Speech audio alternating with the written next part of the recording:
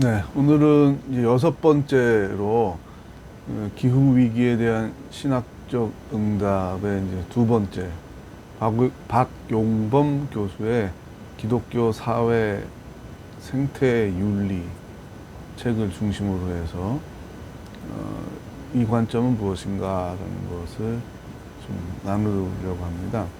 먼저 이 박용범 교수의 책의 핵심을 좀 소개를 하려고 합니다. 이 책은 기독교 사회 생태 윤리라는 제목으로 세물결 플러스에서 2021년 비교적 최근에 나온 책입니다. 박 교수님은 제가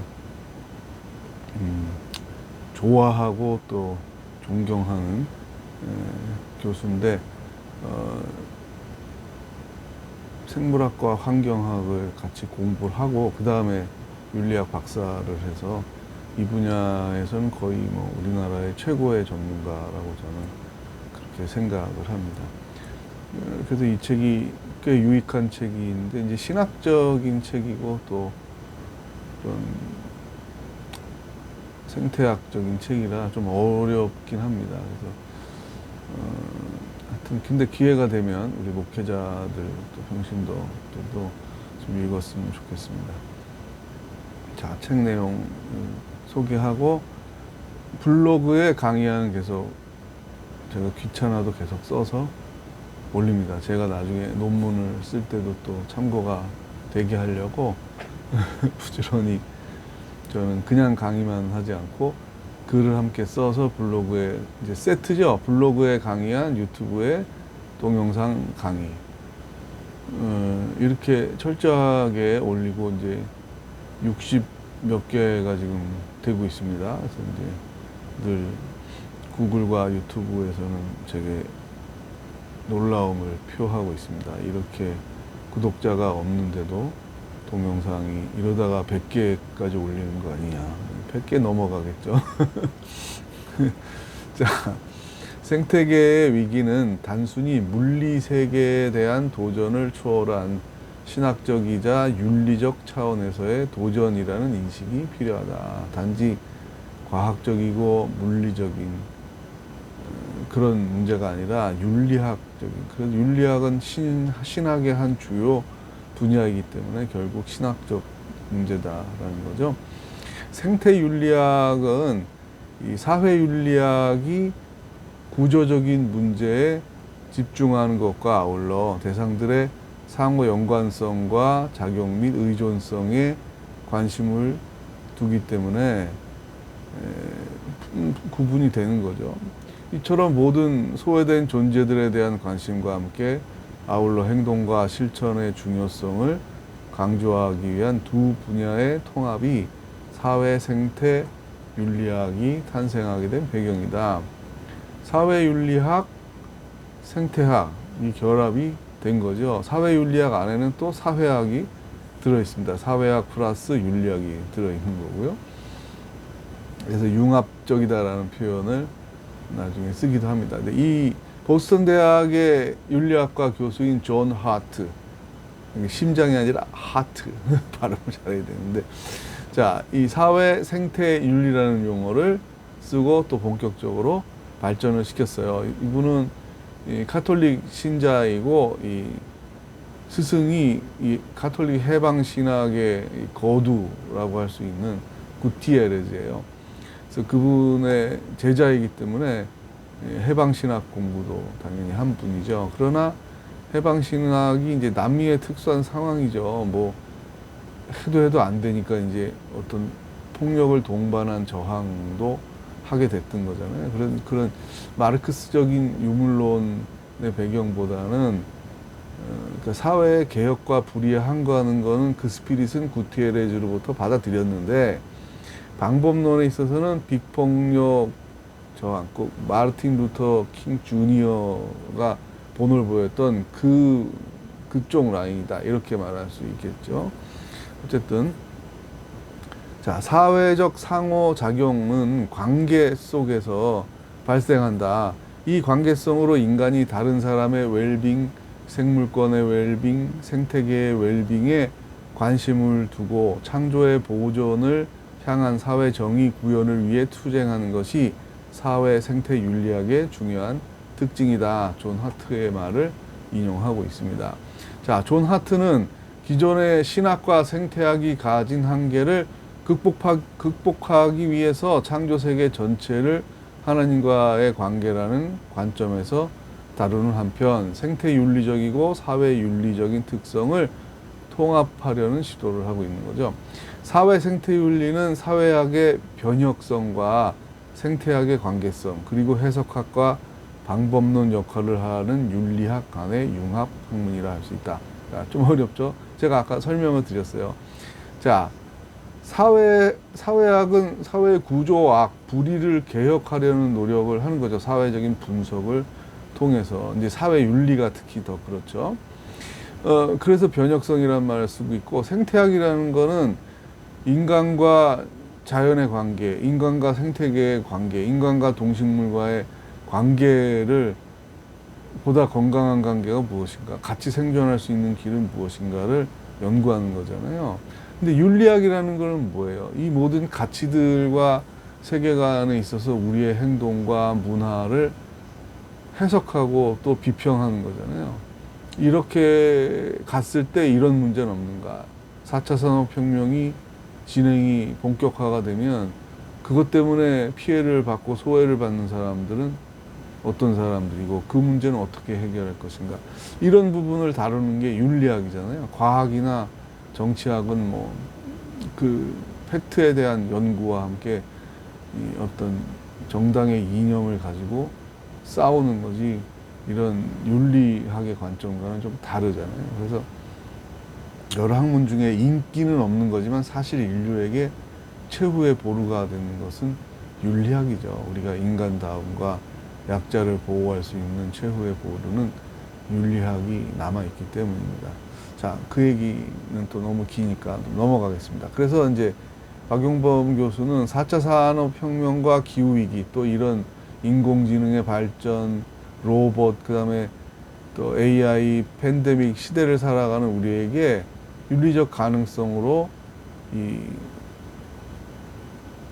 제공을 해주고, 또 새로운 이 개방과 방대함을 특징으로 하는 4차 산업혁명 시대에 가능한 이 소외 문제, 배제, 차별의 윤리적인 문제를 해결하는데 기여를 할 수 있다. 그래서 사회 생태 윤리를 이제 재현한다라고 얘기를 하고 있습니다. 자, 팬데믹에 의한 전 지구적 혼란은 지구와 인간의 공멸이 아닌 상생을 향해 나아가야 한다는 것을 경고를 하고 있죠. 제임스 내시에 의하면 하나님이 인간과 맺은 무지개 계약, 노아 홍수 이후에 맺은 이 계약은 삼위일체 존재론적인 상호 관계성이 생태적으로 종말론적으로 모든 피조물이 상호 의존적인 관계 속에서 있다. 그리고 조화 속에서 평화를 누려야 한다. 이게 생태적 비전이 돼야 된다. 그래서 필자는, 여기서 필자는 박 교수를 말하는 거죠. 이 같은 비전을 사회 생태 윤리라고 부르겠다라고 말합니다. 그래서 기후 붕괴의 사회적이고 생태적인 문제를 신학적인 관점에서 접근하는 시도에서 출발해서 기독교 윤리적인 차원에서 찾으려는 접근이다라고 설명을 하고 있습니다. 자, 이것은 이제 신학적인 논의예요. 신학적인 베이스, 기후위기 문제를 다루는 신학적인 베이스는 무엇이 되어야 되느냐. 그래서 지난번에 뭐였어요? 하나님의 형상에 대한 세 가지 해석 중에서 마지막 관계적 해석을 우리가 집중해서 강조해야 되겠다라는 논문이 올해에 나왔다라고 했죠. 그런데 조금 더 전에 21년에는 무슨 얘기가 나온 거예요? 자, 사회윤리학과 생태윤리학이 결합이 돼서 자연과학적인 팩트, 관계적인 설정, 이것만 가지고 되는 게 아니라 사회운동으로 나가야 되니까 사회윤리가 필요하다는 거죠. 그래서 근데 이것은 하나님과의 관계 속에서 다시 신학의 문제라는 거예요. 모든 성도들에게 강조돼야 될 사항이라는 거죠. 자, 그래서 정의 문제, 사회 윤리가 들어가면 항상 정의 문제가 나오잖아요. 정의와 불의 개혁, 변혁 문제가 나오는데요. 하나님이 우리에게 복을 주시고 우리를 지탱하는 것은 창조 세계를 통해서이다. 기후 위기로 온 인류가 고통을 겪고 있지만 특히 더 저지대 국가들, 가난한 사람들이 더 큰 타격을 받고 있다. 가난한 나라는 자연재해가 와도 자국민을 보호하거나 재건할 기반 시설과 자원이 부족하다. 이들은 실상 선진국들에 비해서 탄소 배출량도 매우 적은데 오히려 고통은 더 받고 있다. 그래서 기후 정의와 전 세계의 이 정의 문제도 관련이 있다. 이것은 또 윤리 문제다라는 것을 말하고 있습니다. 그다음에 이제 짐 안탈을 소개하는데 짐 안탈의 실천성, 운동성, 이 개혁성에 대한 강조를 합니다. 교회의 이제 성도들도 깨워야 되고 설교해야 되고 목회자들이 깨워져야 되고 신학자들이 목회자에게 자극을 줄 수 있고 목회자들이 성도들에게 자극을 주어서 성도가 많잖아요. 이 성도들이 각각 뭐 미국으로 치면 공화당, 민주당 할 거 없이 다 우리 지역의 국회의원들에게 압력을 행사할 수 있는 시민 불복종 운동, 탄소 배출을 줄이는 운동, 재생에너지 사용을 강화하는 쪽의 정책을 또 예산, 정책이라는 건 뭐예요? 예산과 같이 가야 되는 거잖아요. 그래서 이 기후변화가 사회의 부정의를 더 증폭시킨다는 거에 대해서 경각심을 가지고 목회자들이 설교를 해야 된다. 그래서 지만탈은 제가 따로 또 다루려고 합니다. 자, 이 책을 간단하게 좀 해설을 하고 제 얘기를 좀 덧붙이면, 기존의 윤리학은 인간에 대한 책임, 인간이 인간에게 대하는 책임에 대한 것도 사회의 구조학을 어떻게 개혁할 것인가, 이런 문제들을 모색한 거죠. 그런데 이제 여기에 생태학은 뭐예요? 인간뿐만 아니라 윤리학의 대상이 생태윤리란, 사회 생태윤리라는 건 뭐예요? 인간의 책임의 대상이, 행동을 반성하고 조절해야 될 필요의 대상이 인간과 사회, 인간의 사회만 있는 게 아니라 생태계 전체다라는 거잖아요. 그것에 대한 학문적인, 신학적인 기초를 혹은 철학적인 기초를 일반 학문에서도 이게 논쟁이 되는 거잖아요. 어떻게 할 것인가. 정의의 문제가 심각하게 크게 논란이 돼서 많은 철학자들과 정치 철학자들이, 사회학자들이, 신학자들이 고민하고, 그거는 이제 수천 년의 유산이 있는 거잖아요. 근데 지금 생태학은 최근에, 기후위기라는 건 최근 몇십 년에 문제가 된 거니까 이 학문적인 기반이 매우 취약하다고 볼 수 있겠습니다. 그래서 지금 부지런히들 학문적인 베이스를 찾는 노력들 학자들이 지금 하고 있는 거예요. 그런 해설 가운데, 노력 가운데 이 박 교수가 이 좋은 책을 쓴 거죠. 사실 지금 이제 같이 이제 나중에 또 계속 나오겠지만 이 소비 문화, 과잉 소비 문화라고 말해야 되겠죠. 필요한 물건을 인류에게 공급해서 사게 할 수 있는 거. 옛날에는 너무 이제 물건이 적고 구매할 수도 없고 또 돈도 없고 세 가지 다 없으니까 과거 인류들 100년, 200년, 300년, 400년에는 정말 필요하고 인간의 시간을 절약해주고 혹은 아픈 거를 줄여주고 수명을 연장할 수 있는 그 많은 혜택들을 못 보게 했잖아요. 그러니까 인간이 과학기술이 발전하고 소비를 할 수 있게 제품을 생산하고 이런 시장을 만든다는 건 그 자체가 악한 게 아니죠. 필요한 거고 그것 때문에 혜택을 우리가 너무 많이 보고 살고 있는 거잖아요. 근데 이 과하다라는 거잖아요. 지금 반성은. 과하게 물건을 생산해서 소비하는 과정 중에 탄소를 많이 배출하니까 이게 윤리 문제라는 얘기는 결국 우리 문화, 세계관, 가치관의 변화도 같이 와야지 된다는 거죠. 그래서 지금 계속 이 문제가 나오는 거예요. 필요한 물건을 사고 싶은 거를 계속 자극을 하는 거잖아요. 광고라는 거는 뭐예요? 당신들 필요한 물건만 절제해서 소비하세요. 이렇게 하는 광고가 어디 있어요? 기발한 걸 만들고 매력적인 걸 만들어서 계속 이것을 구매하게 하는 게, 그것 때문에 드라마도 방송하는 거고 스포츠도 나오는 거고 연예인들이 가수도 나오고 예능 프로도 나오는 건데 그 사이사이에 뭘 집어넣으려고 그러는 거예요? 광고를 넣으려고 그러는 거잖아요. 광고는 뭐 하는 거예요? 물건 파는 거잖아요. 오죽하면 채널 하나가 24시간 내내 홈쇼핑이라는 게 생겨가지고 그것도 한두 개가 아니래요. 계속 물건을 팔고, 참 정말 신인류죠. 새로운 문명 속에 우리가 살고 있습니다. 그러다 보니까 수많은 제품도 탄소를 발생시키며 양산이 되고 있고, 또 패스트푸드 소비가 많아지니까 가축들 사육을 많이 해야 되니까 거기에 또 메탄가스들이 많이 발생이 되고, 일회용 사용 많이 하게 되고, 또 교회도 일회용 사용 많이 하잖아요. 학교에서도 많이 사용하고.